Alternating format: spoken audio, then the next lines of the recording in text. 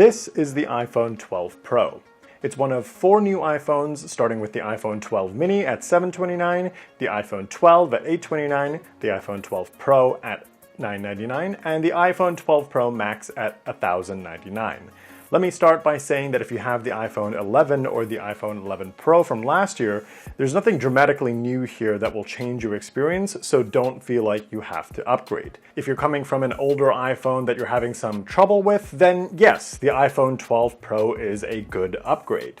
But this year, Apple has brought a lot of Pro features down to the regular iPhone 12 and the new iPhone 12 mini. And it's also saving some special camera upgrades for the iPhone 12 Pro Max.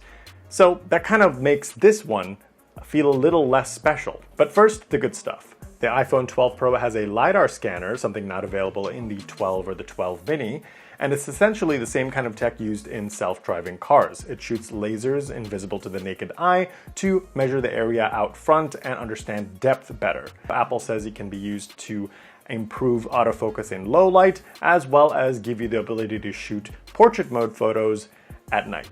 I use portrait mode a lot. It's that one that gives you that blur bokeh style effect behind a subject, so it's really nice to be able to use this at night and still get pretty good results. Just like the iPhone 12, the iPhone 12 Pro has the main camera and the ultra-wide camera, but the Pro models go a step further with that extra 2x telephoto optical zoom camera that lets you get a little closer to your subject without really losing any image quality. Now what's new here is that night mode works on all 3 of those cameras, which means you can get bright and colorful images even when shooting in low light. The iPhone 12 Pro camera system is pretty great overall, but it's not leaps and bounds ahead of the competition as Apple might suggest. I compared it to the Google Pixel 5, for example, and a lot of the results were very close, if not sometimes better, on the Pixel. That's not the case with video. That's where Apple excels, and the new iPhone 12 Pro can shoot Dolby Vision 10-bit HDR videos, and that means it can collect a whole lot more information, offering a broader range of colors in your shots. Now, just know that the iPhone 12 can also do this, it's just limited to doing this at 4K 30 frames per second, whereas the Pro models can do it at 4K 60 frames per second. The last big camera feature is called ProRAW. It's not available yet, it's coming later as a software update to the Pro model specifically. It essentially lets you shoot in a RAW format as opposed to the compressed JPEG format. Basically, if you're a shutterbug and you film videos on your iPhone, whether professionally or for hobbies all the time, well, you probably want to grab a Pro model, which brings me to my next point. The iPhone 12 Pro Max coming in November has a much larger image sensor for the main camera compared to the iPhone 12 Pro, so it's going to be able to shoot much better night shots because it can absorb more light.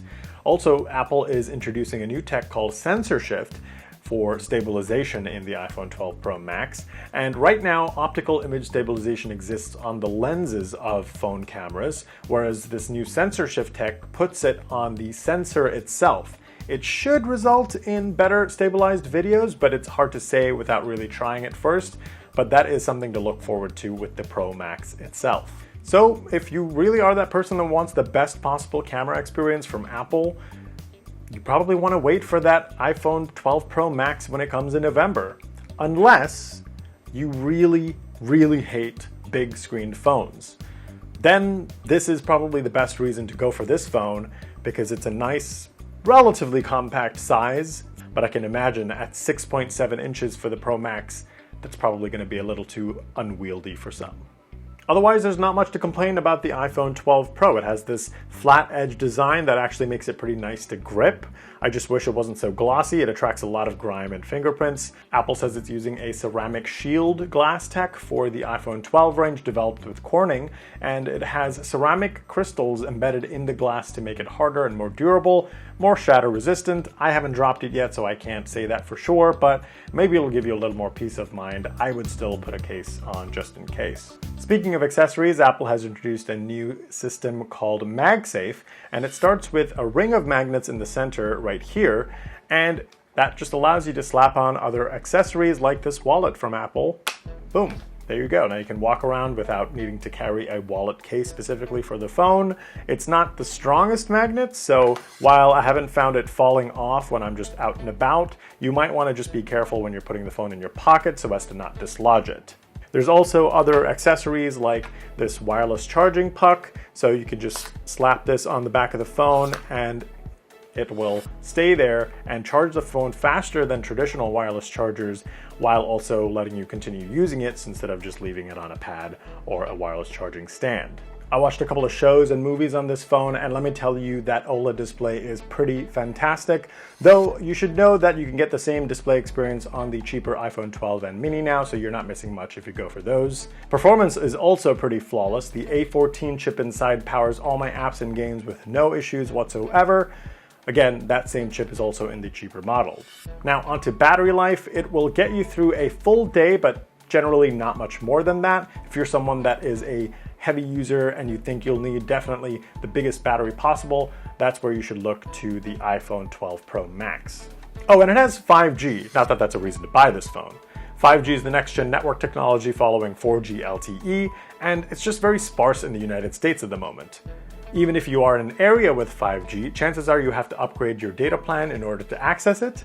And once you do, there is two types of 5G, sub-6 and millimeter wave. Sub-6 is the type that's more accessible because it has better coverage, but speeds aren't that much faster than 4G LTE at the moment. That will improve over time. But there's also millimeter wave. That's what the purpose of this little band here is. Millimeter wave gives you ultra fast speeds that lets you download movies in seconds rather than minutes. Unfortunately, it's deployed in these public areas, and when you go a block away from those nodes, you're going to lose it and go back to 4G LTE. Same thing is true if you go inside a building near those nodes. So at the moment, ignore 5G. It's just an extra perk that if you do upgrade your data plan, you can access it. That's great, but it really isn't something to consider until 2021 or 2022, if not even later. So the iPhone 12 Pro is the phone for people that want the best Apple has to offer without carrying a big-sized phone. Just know that you aren't actually getting the best Apple has to offer. But for most people, I think the iPhone 12 and the iPhone 12 mini are much better buys because you don't have to spend as much to get quite a number of great features.